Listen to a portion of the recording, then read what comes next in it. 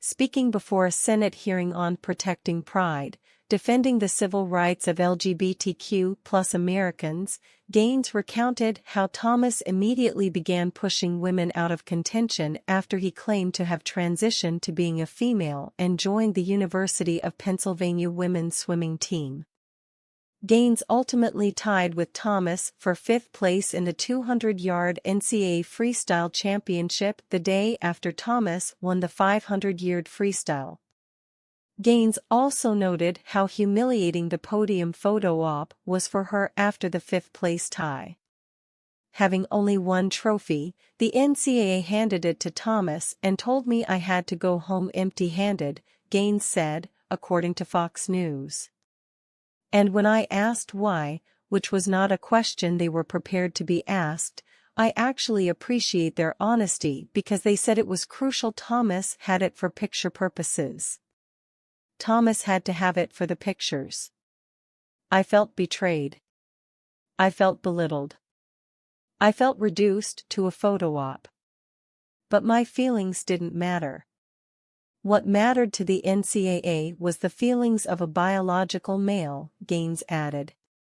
The college star also said federal Title IX rules should not be used to displace female athletes in the pool and on the podium and accused the NCAA of intentionally and explicitly discriminated on the basis of sex. The 23-year-old former swimmer has since become an activist working to save women's sports and to encourage the sports world to disallow men claiming to be transgender women from competing as women. Gaines also said that being forced to share a locker room with a man who still retained his male genitalia despite claiming to be a woman was galling. In addition to being forced to give up our awards and our titles and our opportunities, the NCAA forced me and my female swimmers to share a locker room with Thomas, she continued. A 6'4", 22-year-old male equipped with and exposed male genitalia. Let me be clear about this, we were not forewarned we would be sharing a locker room.